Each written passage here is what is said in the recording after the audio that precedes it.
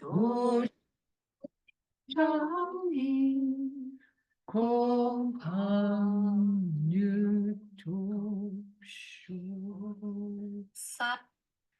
Okay,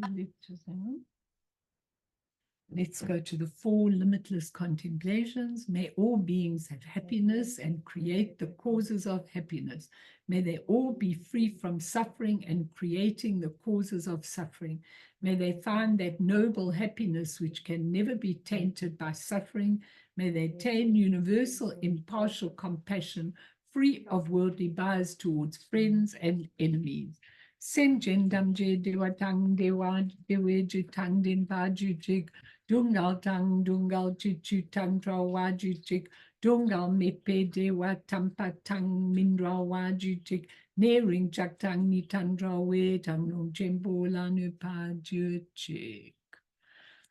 Okay, so we're going to do 2 more sessions today and next week when I will be here, on which I've called today the discovery of the mandala of the Lotus-Light palace in the heart chakra of our own light bodies. Okay, and this is actually the 12th teaching, and when I started it, I decided I'd just do 3 or 4, but it didn't work out that way. I just have to let things really go as they go, and how it really goes. But I think that this teaching is really essential for our practice, for everything that we're trying to do. I think this teaching is really important. I won't give a long intro because that takes up too much time. But just to say that I was listening to a teaching by Toku Tondrob, I think it's called Joyful Living, Joyful Dying, something like that. And it's actually him giving a full CD, I found it in my drawer, giving a full CD of meditation on Amitabha's Pure Land. I must actually record it and give it because it's really beautiful. And I was driving quite far that day, and I started to imagine when I was listening to it, the trees on the side of the road is laden with all these beautiful fruits and the birds and, everything. And I started, while I was driving, I wondered what it would like to really be born in a pure land, which actually is within us, but on a lotus. And I remembered the Buddha saying to Shariputra, it's not my fault you can't see that this is a pure land. Now that teaching, which comes from all of this that we've been given, is maybe one of the most important statements. It's not my fault, said the Buddha, if you can't see this is a pure land. Well, I can't see it's a pure land, but I'm trying to train my mind to look again and to look again and to look again and to actually say, what have we really got here? That's what's your most important thing, because the world, you'll see in these teachings now, the world is the 5 wisdoms, the 5 Buddha families, and everything that comes out of them, our bodies, relatives, families, houses, it's all part of the 5 Buddha families. And if you know them really well, you're in a pure land. So this is a pure land, but we can't see it. And we are hooked and addicted to the external, with the sorrows that we've created. That's what we're hooked on. And Taisitu, I remember when he was giving me the instructions for pure vision, this is what he said to me. He said, close your eyes for 10 minutes. Open your eyes half for 10 minutes when I was looking into the sky. This is not your meditation instruction. It's when you're really trying to see the pure vision. He said, open your eyes for 10 minutes, half close your eyes for 10 minutes, close your eyes for 10 minutes. And that instruction stuck in my head. So at night, when I just do my pure meditation without practices or anything, I always think about that. And it's very interesting because when you half close your eyes, you actually see a different vision entirely. And a lot of you will start to see what is called the Vajra chains. Now, what are these Vajra chains? They're fascinating. I've been watching them for a long time. When I started practicing like this, I just saw these little squiggles in front of my eyes. They are actually your awareness manifesting in front of you. And if you look at those Vajra chains, they've got these channels, and then they've got little teeny bindus in them. And the bindus then start getting bigger. And the bindus is where the families are born out of and where the deities are born out of. It's very, very, very fascinating. But what I want to say to you is that when you start looking, not with your physical eyes, but through your physical eyes. Remember last time I told you that Dajjal Rinpoche said, cataracts, when he was looking at the truth, of dense stains of dualistic thought cover the young water bubble eyes of this wretched child. Now, none of you have ever heard of water bubble eyes, but I have. Because the water bubble eyes are the eyes that come from the lamps. We have lamps inside us that light everything up, okay? And when you start opening yourself to all of this, the water bubble lamp is the lamp that can see using your physical eyes. That's the most amazing thing, because it actually comes up in channels through your physical eyes. So your physical eyes are actually the vehicle for you to see, which is absolutely fascinating. Anyway, and the luminous bindus. When I started seeing bindu, these bindus are these multicolored, amazing rainbow, full-on things. And then the bindus start to become shapes and deities and all of that kind of thing. So if you think I'm talking gibberish, just forget about what I'm saying. Don't even give it another thought, okay?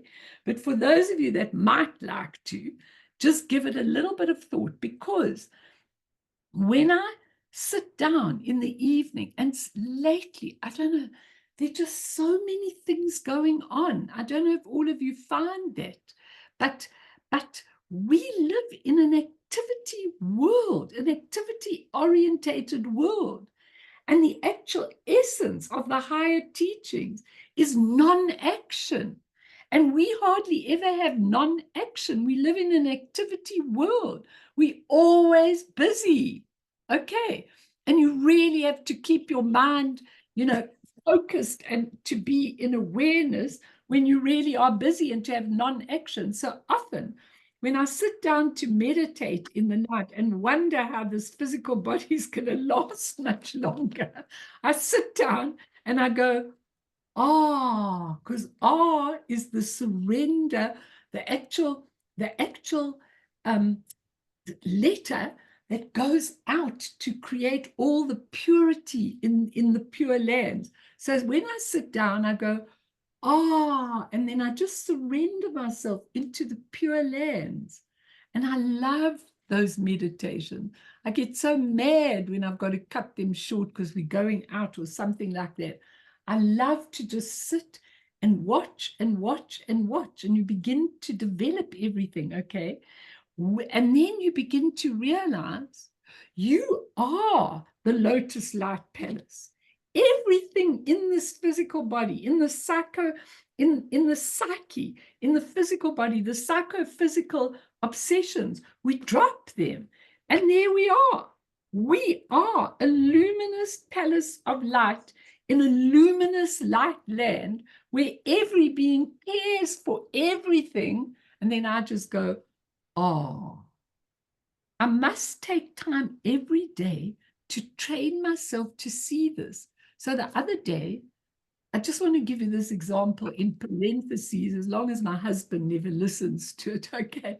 But the other day, he was very demeaning of something I had said. He likes to do that just to put me in my place and everything. And normally I'm cheeky enough to answer back in a big way, and then we'll have a whole argument and debate and fight. So it was very demeaning of me. So I went out of the room. I didn't answer. And then I said, oh my goodness. I didn't tell him this, of course. I went, oh my goodness. And I went, thank you, my dear husband. I didn't tell him this, of course not. Otherwise, he'll do it more often, okay? I said, thank you very much for ensuring that I never have any ego. Because as soon as I think I'm this or I'm that, or gee, I like my teaching today or something, I'll get a clap. Okay, so I dare not think that. So when I look through pure eyes, he's cheeky and very dominating, and he knows how to put me in my place, and I always fight back like a tigress, you know. But I suddenly thought, I'm so lucky to have this. This is wonderful, because this is ensuring that I never think anything of myself, because there isn't a self to think about. I shared that with you, and we're going straight on to the verse, okay? Because maybe somebody wants to make a comment. But you look at everything in your life. I cannot tell you what is coming into my life at the moment. It's unbelievable. I just don't seem to have time to breathe in any way or any form. But the stuff that is coming, I'm looking very deeply at it. And I'm seeing, I've got to be sure that every single step of mine is the right way. And those of you that heard me earlier, when I said to Annie Lama in that temple, you said that temple really is really something else in Kensington. It's really something else. And that Lama of mine is absolutely determined that that temple will be absolutely exquisite and perfect. And Jimpa, the monk, was there. He's building the shrine, the shrine. And you haven't any idea, it's going to have 108 Buddhas on it, gold Buddhas. Okay, it's going to have this huge thing. How can I look and say, I said to Jimpa, but Jimpa, you know, Kensington's not a very good area in Johannesburg. He goes, I think it's fine. He says, I like it here. And I thought, another perspective, you know, don't put your preconceived human ideas into everything. Okay, that's what I tell myself. It's so important. We can't see. All I know is when I stood there yesterday and I saw this view from the top of the mountain, and I realized the shrine is coming in, and it's going to be something that is beyond spectacle, beyond. And then I went upstairs into the apartments. So there's one apartment for the Karmapa. Okay. So he fully intends bringing the Karmapa there. And Annie Lama, when I said to her, you know what, when he has that opening, I'll send all my blessings from the copper-colored mountain and flowers and everything. She says, no, you won't. He wants you right there when that opening happens. And Marion's got to do all her stuff that she promised him, okay? But I'm just saying to you, how do we know anything? How do we depend on all the rubbish that goes through our minds all the time? At least, Nicola, you walk in nature all the time, so at least you have some vague idea of what a pure land is, you know.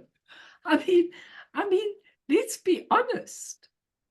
Okay, that's what I feel. So let's get back to just one more thing. What Dzongsa Khyentse Rinpoche says is, Vajrayana practice, and we're going to talk about it in the verse, is really excellent for Westerners. But it should never have been given in public. But now that the cat's out of the bag, it's there. And he says to do it, you really need to think out of the box. Because if you say, yeah, well, I'm doing this practice, blah, blah, blah, blah, blah. Now I'm Chenrezi, wonderful. Put it all away, and then it's all gone in 5 minutes, and you have, you know, and it's all done. You've missed the point. Because when you do the deity practice, there is no external deity. There is only inside you what a deity is. It's the union of emptiness and awareness, the union of emptiness and wisdom, That is what the deity represents. And all of you must go onto your YouTubes of Zongsa Kienzi. Do you know that he's also a film director? I mean, it's amazing. So he's done 4 films. So while I was packing up my shrine room on Saturday, I quickly watched one of his movies. And it's a short movie about this monk who's looking for Manjushri.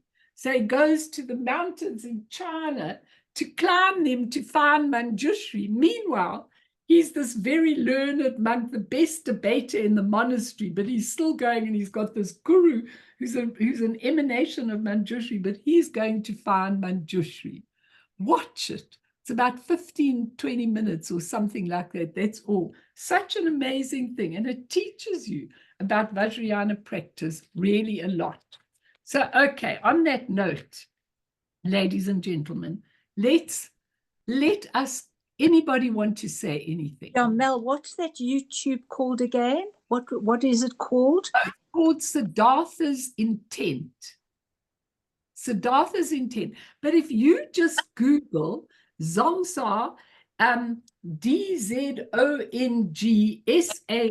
Zongsa Kienzi Rinpoche, and just put the movies, films, you'll find it. It's really a funny movie. I mean, he's amazing. He's a movie director. He's all these sort of things. And go and watch. I'm going to watch the other movies as well, because I love the fact that he's taken the Buddha Dharma and put them into movies. He's amazing, really. Anyone else want anything to say, anything on what I've said? It's quite mind-boggling, isn't it? When you really, really ponder it. Because it really doesn't make an inch of difference what's going on here.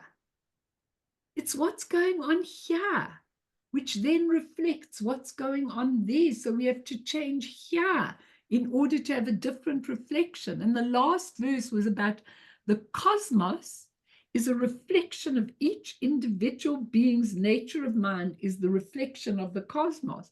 But it's really a pity if we can't see what it really is. So, okay, Bern, we're going back to stanza 16. We're going to do 16, which is the stages of deity practice, which I've been talking about. And then we're going to do the rainbow body, which is very, very, very interesting. And it's all about what I've just been talking about. So let's go back to this, because I didn't do it justice last time. And it's not only important in terms of the prayer that we're doing, but it's also important in terms of your own practice, what you are doing with your deity yoga, when you do Chenrezi, when you do Tara, when you do these practices, what are you doing with it? So let's all read stanza 16. By virtue of the profound interdependence of the generation and perfection stages, those can also be called the creation and the dissolution stages, but they call them the generation, which is the creation, and the perfection, which is the dissolving of it. As soon as the 3 channels have been disentangled by the knots at the 5 chakras, the vast palace of the glorious copper-color mountain manifests at the center of the heart. May we perfect the effortless, no action, display of wisdom's play and meet face to face with the Lord Padmakara, who's Guru Rinpoche, which is simply our own self-knowing awareness. Such an important verse.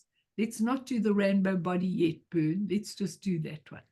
So I'm going back. I started that one last time, and I'm going back to it. Interrupt me if there's anything you want to say. Listen, this is so important for all of you to liberate yourselves, to be able, at least in death, to know who you are and find that. You must know that with certainty.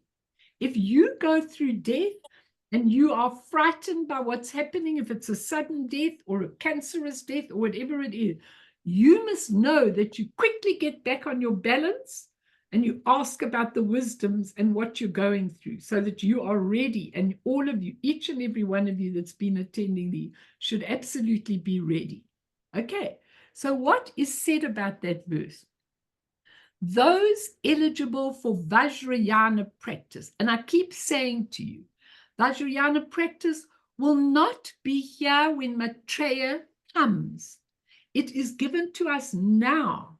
When the Lord Buddha was on this earth plane, he only gave this practice to a few, not to the masses. And he said, but later in my life will come one, Guru Rinpoche, known as the second Buddha, who will bring the Vajrayana practice. So this is sacred practice. Never, never go and do any of these practices without thinking, wow, I am so blessed to be able to do this, and without asking yourself, what is the meaning of my practice? It's so important when you do it. What is the meaning of my practice? Very important. Okay. So he says we need to develop the ethical and mental discipline. And what does that mean? That means the mental and ethical discipline is not just an intellectual process, not just a quickly reading through the pages and one little thing of the mantras, and then I'm done. Yay, I've done my practice today. Rather don't. Rather ponder the deity and really understand yourself. What would it be like if I were like Chenrezig? If I had the qualities of Chenrezig, what would it be like? And for me, the qualities of green and white Tara are the qualities I really need to embody in this lifetime. So every time I sit down and do a single Tara mantra, I always ask, Tara within me, let me be swift like you. Let me have perfected action like you. Let me be really able to do it with energy and everything else. And white Tara, let me have the purity you've got. Let me have the wish-fulfilling wheel. Because the wish-fulfilling wheel is when you can really bring out for each person what they need to attain enlightenment and her healing and her long life ability. I always ask for that in me, not for her to do it for me to do it so that I can do it for other people. Try and understand that. And that's why you have to have ethical and mental discipline to do it. And then the advanced types of meditation are the generation and the perfection stages in their many aspects. Okay? What is the creation when you sit down, like we just sat down now, most of you were there. We imagined ourselves to be the medicine Buddha. Okay, that generation stage cleanses the habitual tendencies associated with the 4 types of birth that we started talking last week. So I don't know about you, I'm even tired of womb birth. Okay, I suppose I wouldn't mind coming for a womb birth if I came through, say the Dalai Lama or someone like that. You know, I wouldn't mind having a womb birth if Yeshe Tsogyal felt pregnant with me. You know, that would be okay. But that isn't going to happen because she already attained the rainbow body. She's not going to be here pregnant. If she wants to, she can. But it cleanses the births that we go through 1,000,000 times. Okay, so the womb birth, the egg birth, you know, when you see these chickens laying eggs and then out come the little chickens, you know, and things like that, the egg birth, the moisture and warmth birth. And then the 4th thing is miraculous birth. Now, miraculous birth means, and I really looked at this very, very deeply. I'm just going to do this quickly, but like, you think of a person like Putin. I mean, for Putin, there is nothing that he wouldn't do for his ego and his power. I mean, it's absolutely unbelievable. Just to take him as an example, and trust me, there are enough people like that on this planet right now. But I mean, take someone like that. What happens to people like that when they've murdered so many people on behalf of their self, their ego? They have a miraculous birth into the hell realms. I'm just giving you an example. I'm not saying he is. I'm just saying, when you look at it, they have a miraculous birth into the hell realms. They don't go through a womb. They just get born in a hell realm. And what does it mean to get born in a hell realm? It means your mind is in hell because all the delusions are exposed. Okay, all the things you told yourself, you can't tell yourself. So you're actually in a hell realm. And the thing about the hell realm is when you read about it from the master, it's repetitive. Now you just think about that. So say, for instance, they found themselves in burning water, and then the water comes right over their head, and then they,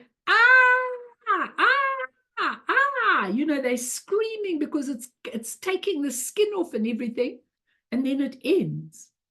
And then because they've never taken their minds out of delusion, it happens again and again and again and again and again and again. The mountains close in on them, the burning.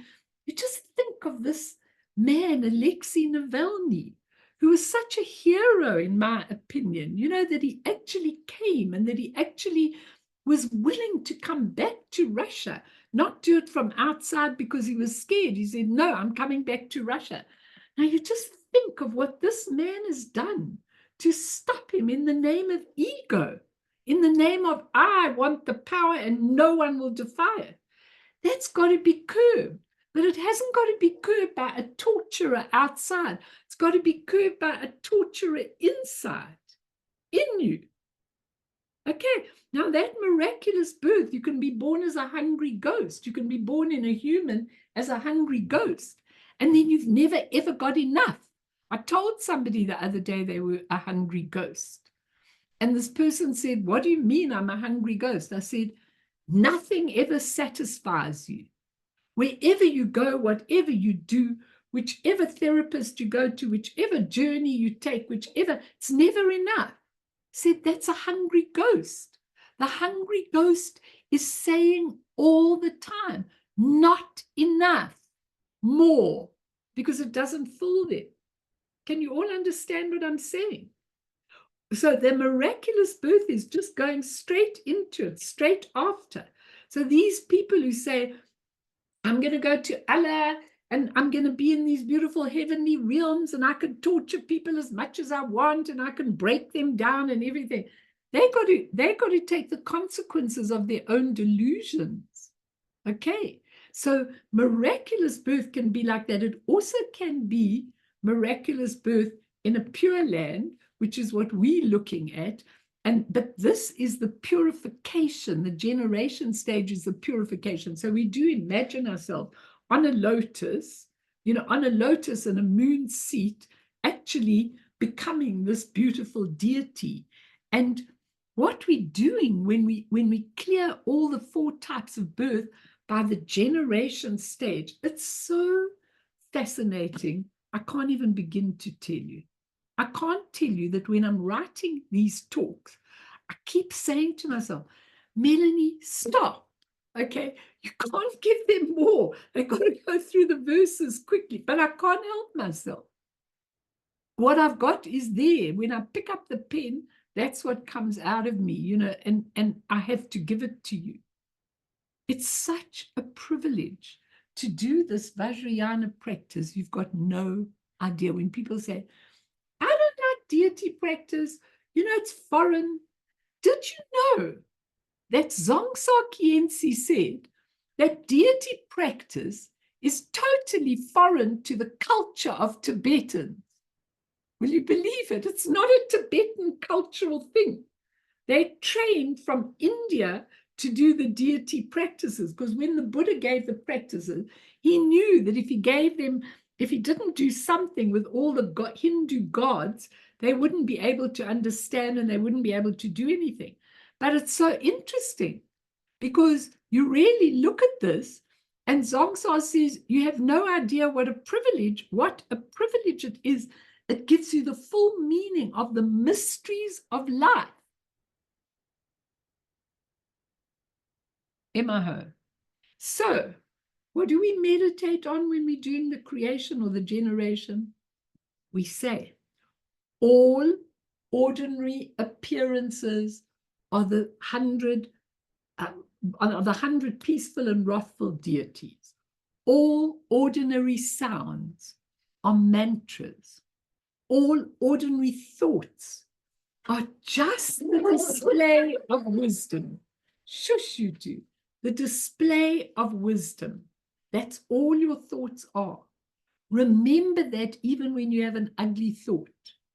This might look like an ugly thought, but it came out of perfection. So when you are training like this, you are training to overcome your strong fixation on ordinary forms. It's the end of the clinging to phenomenal appearances as inherently real. Eventually, everything is recognized as the pure display of the radiant mind. You know, when I learned this verse, I can't begin to tell you how vital it is. It's really vital. That's what sustains me on this planet. Really, really, really. And the generation stage is linked to the process of birth. The perfection stage corresponds to the luminous clarity of the Dharmakaya that dawns at the time of death. That dawns at the time of death. Why? Because all of this stuff is actually, dissolving away, and we are left with a pure Dharmakaya. If you can't see that, then you move on to the display in the next bardo. And if you can't see that, then you move on to the bardo of becoming, where the same old delusionary karmic imprints show themselves. Now, this is your chance. Really your chance. And there are many different perfection stage practices. Now, in this verse, he says specific yogic skills like tumo that disentangle the knots and allow, what do? They allow the impure karmic winds, okay? Remember, you've got 3 channels. In women, it's that side, in men, it's the other side, but your 3 channels. This is the channel of non-duality, when you see things as they really are. This channel in woman is the channel through which the karmic winds run. That's why when you go to sleep at night, you should lie as a woman on your left side. As a man, it's the opposite way, on your right side when you go to sleep, because you want to block the karmic winds so that you start having, I must give you some dream stuff again. But so you start having these luminous dreams rather than the karmic dreams, rather than the karmic bardo, rather than all of that. And this side are wisdom winds, but not the pure wisdom winds. So only in here are the pure wisdom winds. So that's how they do it. He says, Jigme Lingpa says, if you go by the inner tantras, the higher tantras of the Nyingma lineage, okay, they emphasize the union of the birth and death, of the generation and the dissolution stage. They emphasize the union of them. Sure, man, you're going to have a hard time trying to follow. Okay. They emphasize the union of the generation and perfection stages, okay? In most of them, man, it's good to see you. I hope you'll be able to follow. Anyway, okay, so what happens is that when you do these, like the Tumo practice, you actually disentangle the knots that stop the karmic winds and become the wisdom winds. But like I often asked, I asked Lama Yeshe a number of times, would you show me how to do the cleansing of all the, the cleansing of all the subtle body things that they do in Anu Yoga, the bindus and all of those things, so that I've got a clear channel over here.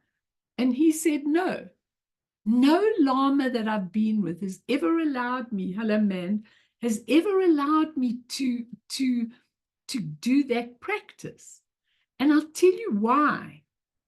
Because when you go to the Ati Yoga, right at the top, and Karen, you might want to comment on this. When you go to the Ati Yoga, it's called the path, and it's all in this verse, the path of liberation. And so you don't have to do any cleansing at all, because everything that comes up, all your negative emotions, everything that is negative in you that comes up, simply dissolves of its own accord, simply liberates itself of itself. Why? Because you know that here is the essence, and from the essence comes this luminous wisdom. And if you know that, you don't have to cleanse anything. You just have to allow everything to self-liberate. Now, Boone, can you understand this? Because I know you're going through a difficult time in your life. It's no difficulty. Okay, you could soar through it like a swan. Okay, you can just go through it like an eagle. It's really important. And if you understand this, and you suddenly say to yourself, but all the things I'm going through, everything I'm really going through, is just to give me a chance to see the truth, to clean all the Alaya consciousness with all its imprints. That's all it is. So let me just soar through this without failing.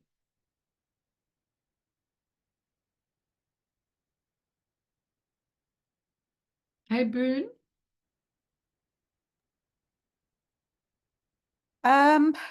Yes. At the moment now, I can't even think of that after Thursday. The moment is when you are going to think about it. You're not going to think about other things. You're going to keep that in your mind all the time. Okay. Mel, you have no idea I've got 2 more days here and I have to pack. And if I tell you, I can't even, I don't even want to talk about it. No, don't.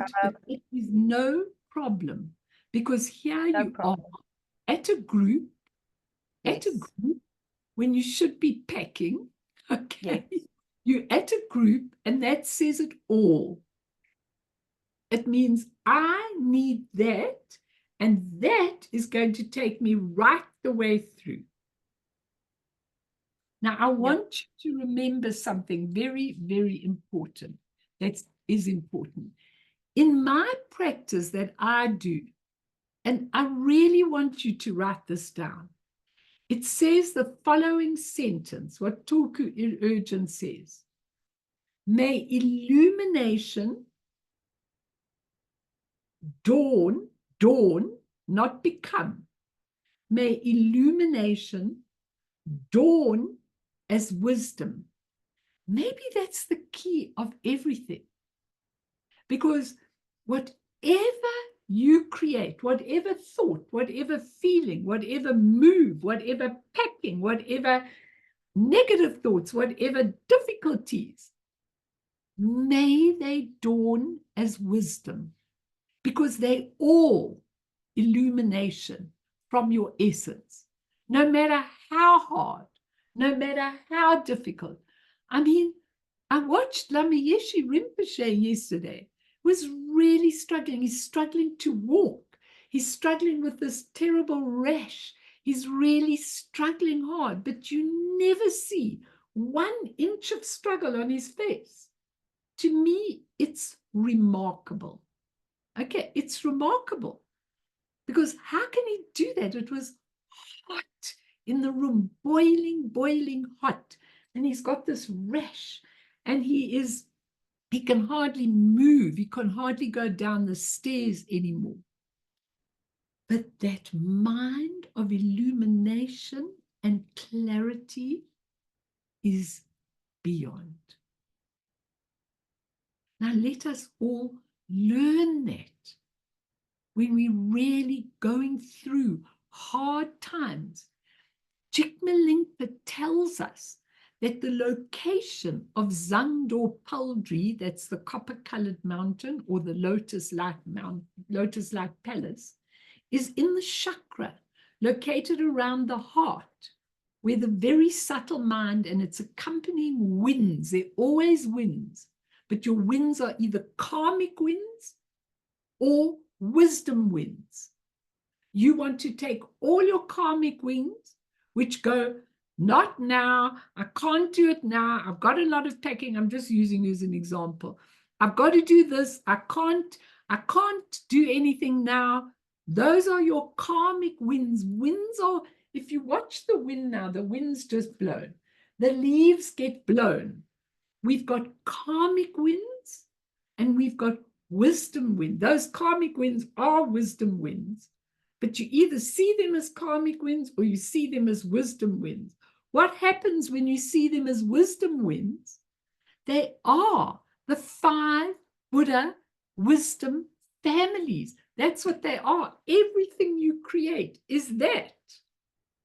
And if you don't understand this, go back to my talks on the 5 wisdom families. There were lots. And you can find them now. I think you can find most of them on YouTube. But in the chakra of your heart, he says, you visualize the form of indestructible drop. One drop. And I know it's called in Tibetan, Tigla Natchik, okay? And he says it's the size of a mustard seed. And here he offers the ultimate comparison.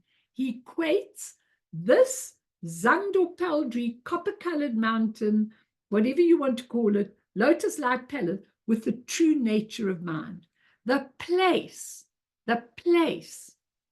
where the karmic winds transform into luminous wisdom. Now, ask me if you don't understand. I'll explain this a million times.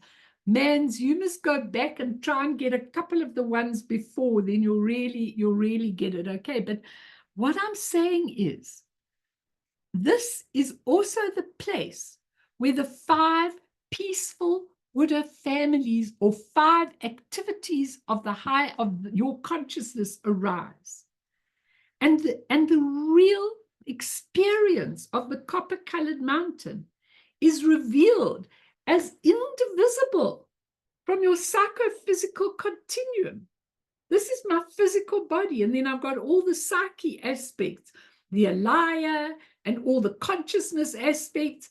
And this is when you see it as it really, really is.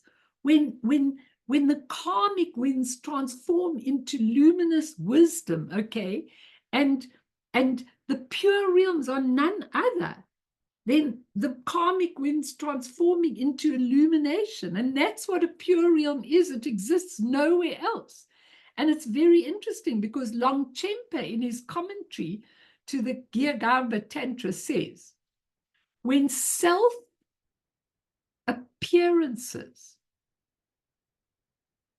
become, I'm doing it slowly, the pure land of the 5 families in the outer and inner channels, the chakras, all mandalas of each individual deity without exception are complete as ornaments of the wisdom awareness.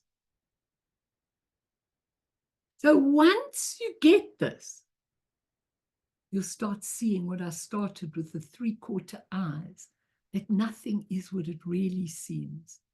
Everything in the world is the 5 wisdom families. Everything within you is the 5 wisdom families. this body and this light body are the 5 wisdom families. I just haven't realized it.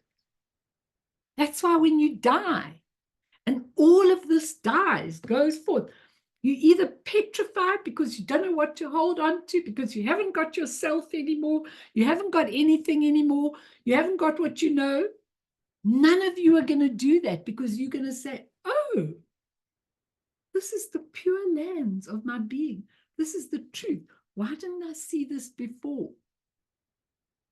This is me.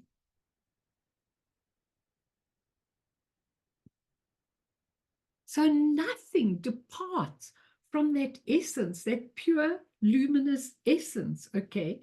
And when your habitual tendencies, your dualistic dispositions, your mental fixations dissolve into that, there you are, right there. And Jigme Rinpoche's aspiration is to have us realize that all our thoughts, feelings, very horrible experiences, very beautiful experiences are self-liberated expressions of our own innate wisdom. If you can't understand this, please fight with me. Ask me, don't be scared. Because if you can get this, you've got the most wonderful, calm appearance of life. He says, and right on the last sentence, he says, coming to recognize timeless awareness is like meeting Lord Padmakara, Guru Rinpoche, who is our own self-knowing awareness, face to face. Now, if you don't challenge me and ask me, then I'm going to assume you know. David, you open your camera and tell me what you're thinking, what you're asking, what you're clearing, because you've just been on such a wonderful trip in the presence of so many masters and things. So well, hi, listening to you speak, I'm aware that of a couple of things. Firstly, do you know that 10 years is 3,650 days? So 30 years is just over like 11,000 days. And then if we're sleeping for 40% of that, it shows me how little time actually we have to assimilate these teachings and apply them. So I think what would really help is a box set or a manual that you put together, Melanie, a distillation of all your teachings, which are so valuable.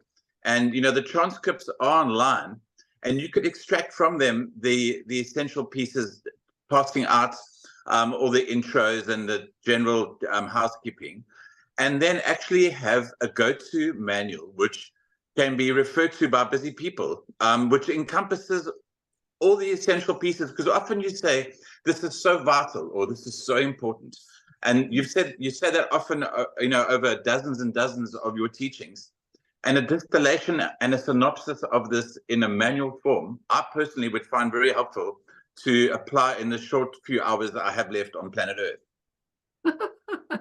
You know what? It's so interesting what you say, because it would be very easy for me to make a manual, because I have all my notes, and what I've salvaged out of my study are all my notes from all the years. But I was hoping, David, that by putting everything on recording, which I'm really quite ready to stop doing now, but unless people really want it. But I think that there, if you go back to the whole series, and you go back to the whole series of the ordinary consciousness versus the primordial consciousness, and like at night, on a Tuesday night, I'm really going through all the basic things so that people can understand. You can ask some of the girls that do come. And I think that that's enough of what I can give. The problem, I'll tell you what the problem with the manual is. You know what the problem with the manual is? That like you're a great fan of Dzongsa Khyentse. When you think out of the box, there are too many people when you say, this is what you have to do, this is how you have to go about it. Then what happens is, you see, this is a non-action, natural flow. It's like when I come to do my lectures, okay, when I come each week, like I come on a Friday and I think, okay, what are you doing next week? And then I just pick up a pen.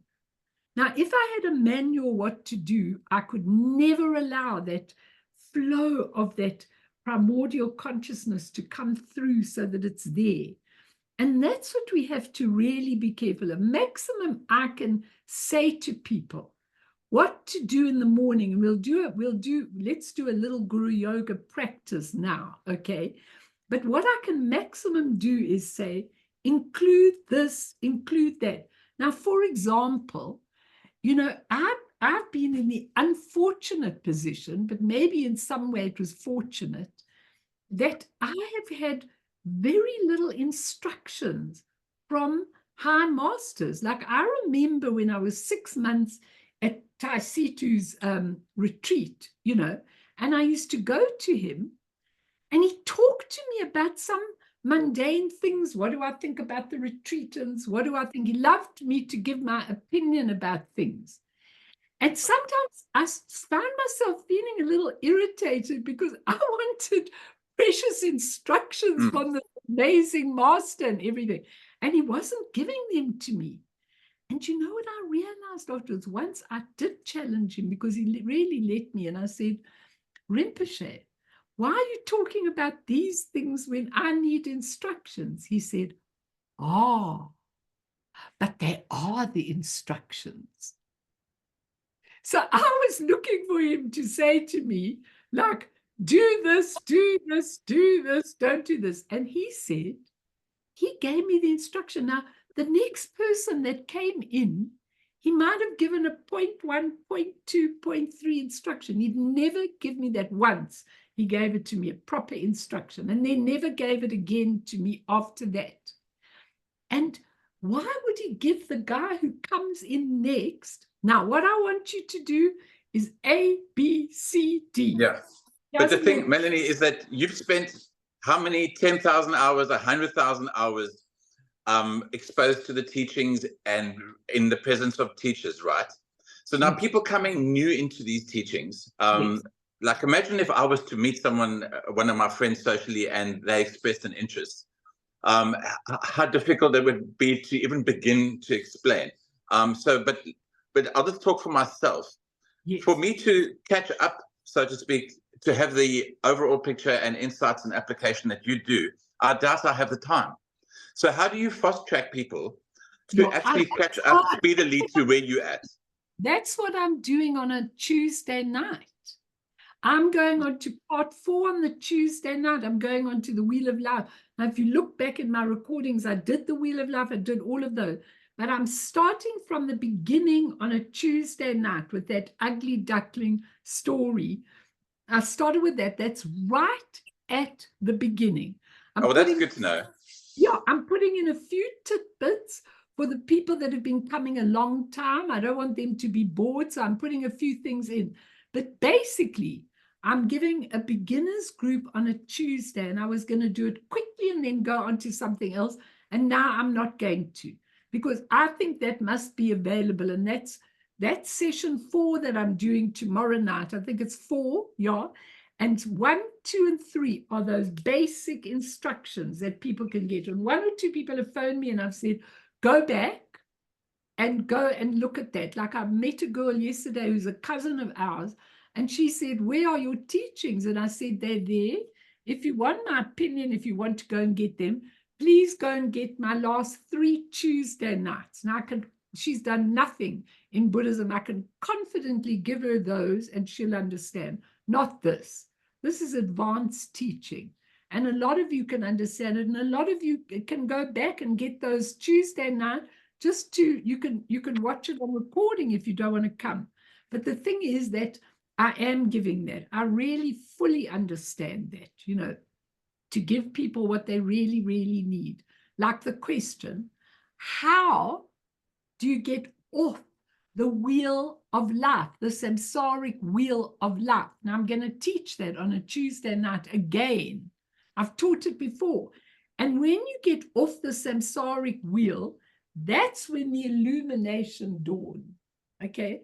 You get off believing in everything that there is in your life, and you're now going from the karmic winds to the wisdom winds. And that's it.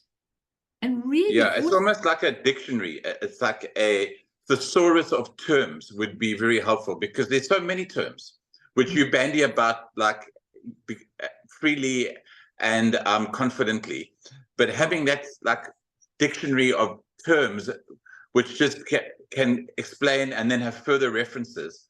I guess it sounds massive, actually. There's no end to it. Maybe AI would be helpful. If I put all this into ChatGPT, it'll be interesting to see what comes up. Okay, but you know what? There are lots of dictionaries of the terms, but please do me a favor. Do not feel, oh dear, I'm going to interrupt her, because this group is very precious to me. In the evening group, a lot of people come in and go out and that kind of thing. There is a core, but a lot of people come and then they don't come the next time or whatever. But if you do not understand a single term that I use, just shout it out. Say, Melanie, what does that mean? If I'm in the middle of a thought, I'll say, one moment, and I'll give it to you. Okay. It's really important, because you've got that inquiring mind. And I love it. A lot of people here have got inquiring minds, but they say very little. You're allowed to say what you like. I don't care if I never finish the teaching. But for me, you know, I'm just watching, David, so many people suffering. So many people suffering with so many things, cancers and illness and bereavement. And I look on the television at those Ukrainians, my heart bleeds for them. The Gazians, my heart bleeds for them. The Israeli families that have got people away, my heart bleeds for them. Why are we going through all of this? Yeah, that is a good point. You know, with all these teachings having been around for as long as they have, exactly. And the actual exposure of the teachings over thousands of years, and the world is in such a state, and individuals are in such a state despite all of that. It's like, geez, you'd think there'd be more progress. You'd think there'd be more progress, but what is? But maybe we in the Kali Yuga, and this is not the age for progress. It's the age for regress. I think it is the age for progress, and what gives me real heart is when I see these masters standing up, and then you can't always see the audiences, but you can hear them when they clap and when they laugh and everything. They are massive audiences. Okay. And if you see the temple that Lama Yeshe is building, and when I went into the Karmapa's apartment, I thought, oh my God, is the Karmapa going to come here to South Africa? I can tell you that that man sitting there, Lama Yeshe, is going to see that the Karmapa comes. You're going to fly up from Cape Town with Nicola, okay? And some of you are going to come from Australia to see the Karmapa when he comes. But the thing is, he's going to fill that temple. That temple is a huge size. And I know it may not be in my time, but I know that these teachings are getting out a lot. But there are so many people who are intellectual, and they want the manuals and they want stuff, and they can't, you know, they really can't do it, because you've got to do this out of the box creatively. And also, David, very important what you're asking. It's so important. You know, I had a couple of really heavy things to deal with in the last couple of weeks, really heavy things, and people really troubled. And I come into my shrine room and I really didn't feel like practicing. I just thought, nah, I feel like going and sitting with a cup of coffee, not a cup of coffee, it's too damn hot for that. But, you know, I feel like going and just sitting and just relaxing and not doing anything, looking in the garden or something, which would probably be fine. But you know that I make myself. Why? Because of our addictions. We are addicted, fixated, hanging on to all our absolutely samsaric body, speech, and mind, everything. We are hanging on with everything. We have this dualistic clinging. And at least when I come into this room, I know that that dualistic clinging, by the time I'm finished, even when I don't feel like it, is gone. And so Bern sometimes contacts me before this group, and I can't talk to anyone. And this morning I was arranging for Lamayeshi needs to see a dermatologist and trying to finish my practice. But I would not come here, particularly without doing my Guru Yoga. Because when I've done my Guru Yoga, I'm confident not only the external Guru speech and mind is there, but my body, speech, and mind is awakened. So let's do a little Guru Yoga practice before we end today. And then I'll go. Yes, please, ma'am. Just to go back just a tiny bit, where you spoke about all our thoughts and feelings become self-liberated from the luminosity of our essence. I just wanted to get that down. It was said so beautifully. Okay. A few sentences back. Oh, you wanted to The write self-liberation that you said from the essence of the luminosity of our essence. What I think Jack Yes. Link said. Yes. Our aspiration is to have us realize that all of our thoughts, feelings, and experiences are self-liberated expressions of our own innate wisdom. And how does that change you? Because every hard thing you're going through, you're looking and you're seeing what it is. And it's really wisdom you're changing. Just remember those two things. Everything is driven by winds. Winds are energy, okay? And so the karmic winds, the energy of karma is driven by the karmic winds. But those karmic winds aren't true. And those karmic winds which drive the karma can be not even transformed, can be awakened to the wisdom winds. And what does that mean? It means, just to give you a brief example, when you are angry, when you are, let me always take anger, when you are grasping onto something, desiring something with all your heart and soul, and when you look deeply, that's a karmic wind. When you look deeply and change it to the luminosity, when you change it to the wisdom wind, it's called discriminating wisdom. Sometimes it's called discerning wisdom. Discerning wisdom means you can see the difference between the karmic winds and the wisdom winds. So you don't fall for the karmic winds. You don't fall for it into the trap, clinging, fixing it, all of that kind of thing. You immediately go to the wisdom. This is discerning wisdom. When you go to envy and jealousy, that is actually the wisdom of perfected action. What does that mean? Jealousy comes because we want what someone else has got. That's how jealousy comes. We are jealous. You look more beautiful than me. You've got more money than me. I want to be like you. You're my hero. Jealousy is born out of that. And the perfected action means when you have no, what's the word I'm looking for? No desire. You have that equanimity in you. And so you allow the perfected action to work through. So then you become that high level. People are automatically attracted to you because you are that beautiful thing. So people will come. I promise you, even if I say to you, Lamarintian's coming, the shrine will be full because it's a Lama. If Melanie's coming, it'll be empty because she's an ordinary being. But if it's a Lama, everybody will come, okay? And the point of the matter is that you see the wisdom of perfected action is carried out by those individuals who've reached that stage. They've reached that stage. And so we don't need to be jealous because they're doing something.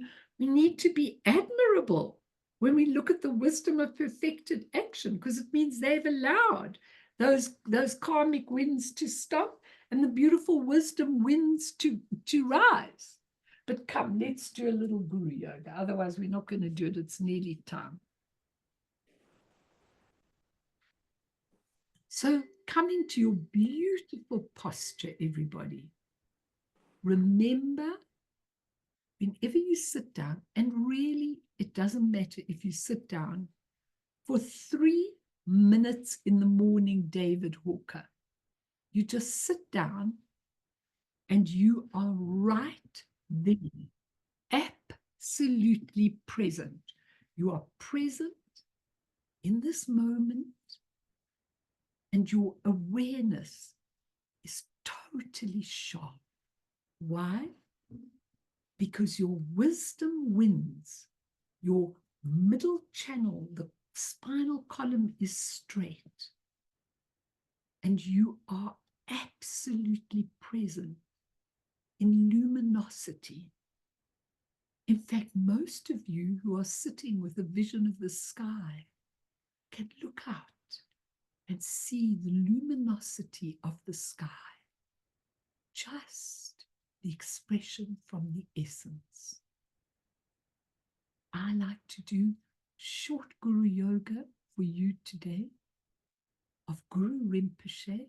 I like to put Guru Rinpoche there, but Guru Rinpoche is synonymous with any single Lama that you happen to like. They are one. Doesn't really matter. So you can see them as synonymous. And I see Guru Rinpoche above my head in a beautiful lotus and sun moon disk with rainbow lights surrounding him. And the 4 empowerments are the most important thing of your life. Why? Because we want to swap our ordinary body, speech, and mind, which is so limited, always needs manuals, always needs whatever, for Vajra body, speech, and mind, which is free, uninhibited, non-action, effortless. And so first, from the Guru's head, the beautiful white light comes through to your head, the vase empowerment pouring into your head, the empowerment to cleanse your body, to cleanse all of the channels in your body, to awaken your body to a Vajra body, and to awaken you to the Nirmanakaya, the pure body of compassion. And then I'm just doing a very brief one. The secret empowerment from the Guru's throat into your throat, cleansing your speech and cleansing the prana, the energy. It's red in color to the letter R. It's creative. It's how you shoot out your speech, is your energy.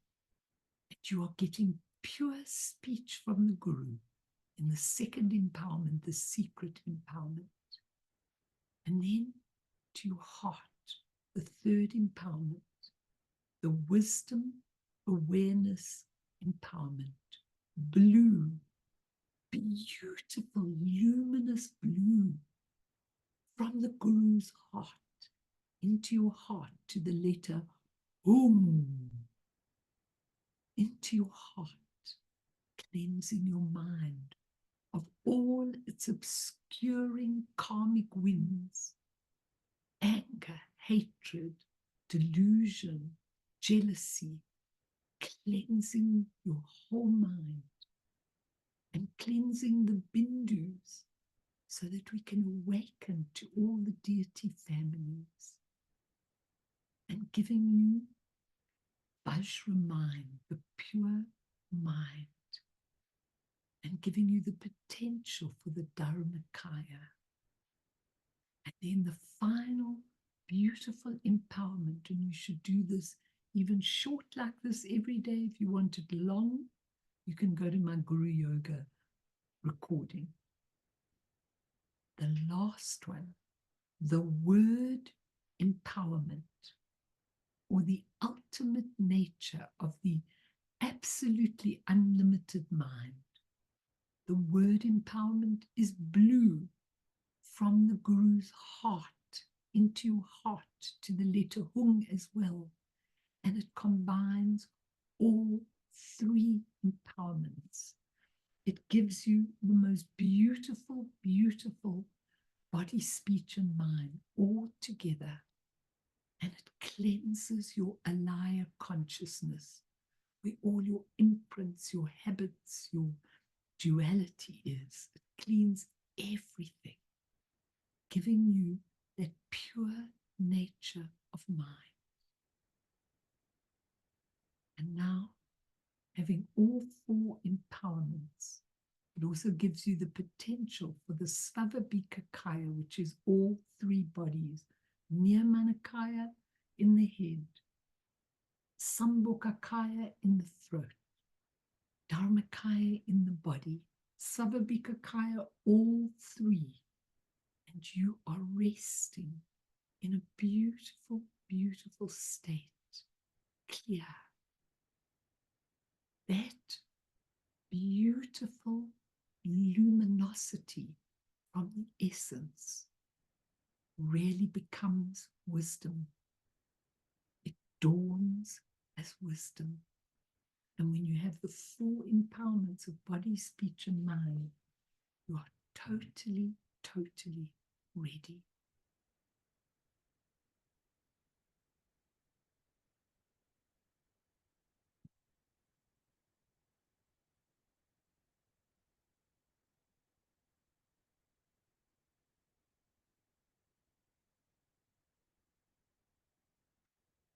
Coming to recognize timeless awareness is like meeting Lord Padmakara, Guru Rinpoche, who is our own self-knowing awareness, face to face.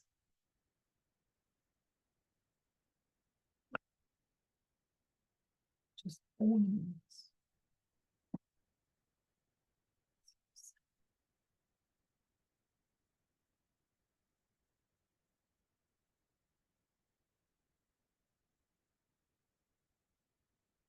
So on the basis of that, everybody, you're really welcome to ask me, you're welcome to butt in. It's difficult. These verses are difficult.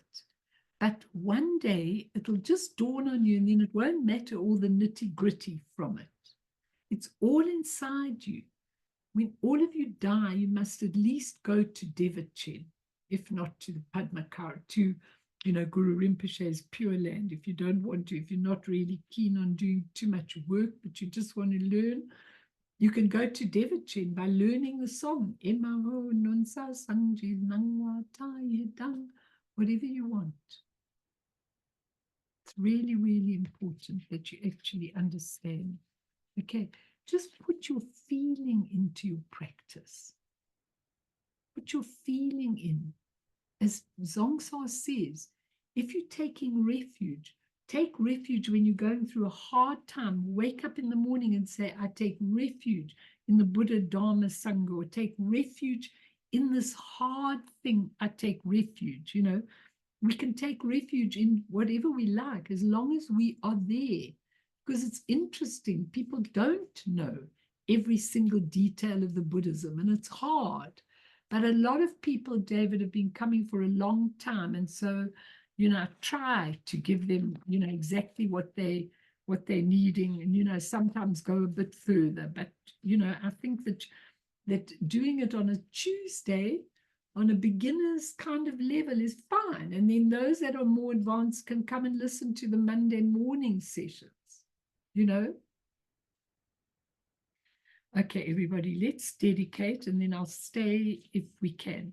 Just one more thing, that remember that Zongsa says that the Cinderella teachings, he calls them the Cinderella teachings.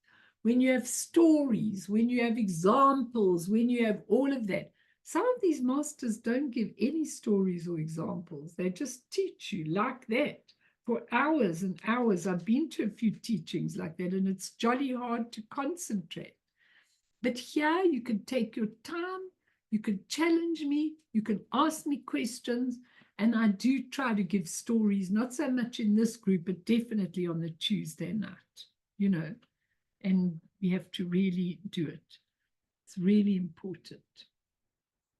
So in your code of ethics, David, you put 3 things that Dzongsa says.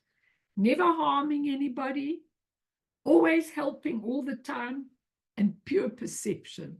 Those are your 3. Yeah. And I'm a goose, I'm not a duckling. You're a swan, you mean? You're a swan. Definitely. Where you went, you're definitely a swan. So let's dedicate for all sentient beings. Oh, for all those that are going through terrible trouble, for all those who are going through terrible, terrible things. Let's dedicate for all of them through this merit.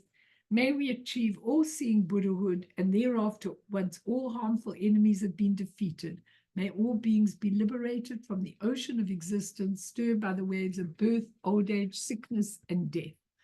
Sonam die tamche zipane topne nepe dranam pamshene chegana chi balap topaye sipe sole doa dro warshu.